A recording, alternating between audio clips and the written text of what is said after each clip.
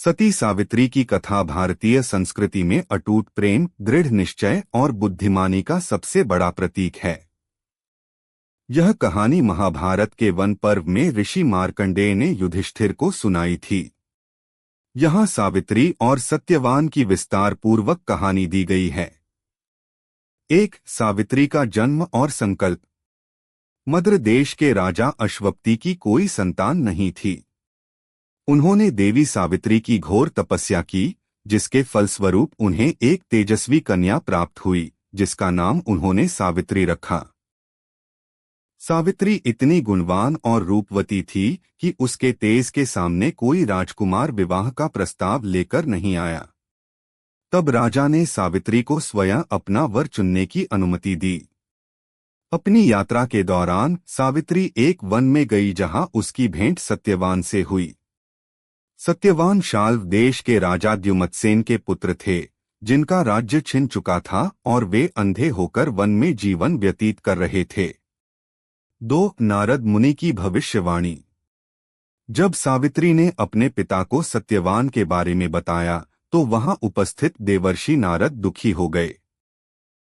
उन्होंने बताया कि सत्यवान सर्वगुण संपन्न तो है, लेकिन उसकी आयु बहुत कम है। ठीक 1 वर्ष बाद सत्यवान की मृत्यु हो जाएगी। राजा अश्वपति ने सावित्री को बहुत समझाया कि वह किसी और को चुन ले, लेकिन सावित्री ने दृढ़ता से कहा, पिताजी, कन्यादान एक ही बार होता है और पति का वरण भी एक ही बार किया जाता है। मैंने मन से सत्यवान को चुन लिया है। 3. वन का जीवन और कठिन समय। सावित्री और सत्यवान का विवाह हो गया। सावित्री राजमहल छोड़कर जंगल की कुटिया में आ गई। उसने अपने सास-ससुर और पति की सेवा में स्वयं को समर्पित कर दिया। वह हर दिन बीतते समय के साथ नारद जी द्वारा बताई गई तिथि का इंतजार करने लगी। जब मृत्यु का समय 4 दिन शेष रहा तो सावित्री ने त्रिरात्र व्रत 3 दिनों का कठिन उपवास शुरू कर दिया। 4. यमराज और सावित्री का पीछा। निश्चित दिन पर सत्यवान जब जंगल में लकड़ियां काटने गया तो सावित्री भी उसके साथ चली गई। काम करते करते अचानक सत्यवान के सिर में तेज दर्द हुआ और उसने सावित्री की गोद में सिर रखकर प्राण त्याग दिए। तभी सावित्री ने देखा कि साक्षात यमराज, मृत्यु के देवता, सत्यवान के प्राण लेकर दक्षिण दिशा की ओर जा रहे हैं। सावित्री उनके पीछे पीछे चल दी और कहा कि वह वापस लौट जाए, क्योंकि जीवित मनुष्य यमलोक के मार्ग पर नहीं चल सकता। सावित्री ने अपनी बुद्धिमत्ता और तर्कों से यमराज को प्रभावित करना शुरू किया। उसने धर्म, सत्य और संगति पर ऐसे विचार रखे कि यमराज प्रसन्न हो गए। उन्होंने सावित्री को 3 वरदान मांगने को कहा, पति के प्राण छोड़कर। सावित्री के 3 वरदान। पहला वरदान, मेरे ससुर की आंखों की रोशनी वापस मिल जाए और उन्हें अपना खोया हुआ राज्य प्राप्त हो। यमराज ने तथास्तु कहा।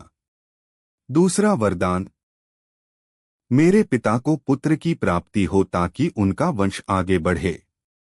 यमराज ने यह भी स्वीकार किया। तीसरा वरदान, सावित्री ने चतुराई से मांगा, मुझे 100 यशस्वी पुत्रों की माता बनने का सौभाग्य प्राप्त हो। यमराज ने बिना सोचे समझे तथास्तु कह दिया। 5. सावित्री की विजय। वरदान देने के बाद जब यमराज आगे बढ़े तो सावित्री फिर भी पीछे चलती रही। उसने कहा, प्रभु, आपने मुझे 100 पुत्रों की माता बनने का आशीर्वाद दिया है, लेकिन एक पतिव्रता स्त्री के लिए अपने पति के बिना यह संभव नहीं है। अतः आपको अपने ही वचन की रक्षा के लिए सत्यवान को जीवित करना होगा। यमराज सावित्री, तर्कशक्ति, दृढ़ निश्चय और पतिभक्ति देखकर निरुत्तर हो गए। उन्होंने हार मान ली और सत्यवान के प्राण वापस कर दिए।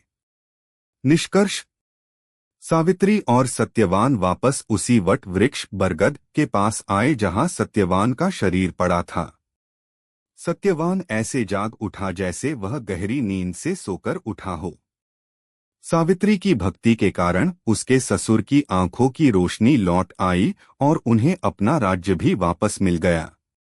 यही कारण है कि आज भी भारत में महिलाएं अपने पति की लंबी आयु के लिए वट सावित्री का व्रत रखती हैं और इस कथा का स्मरण करती हैं।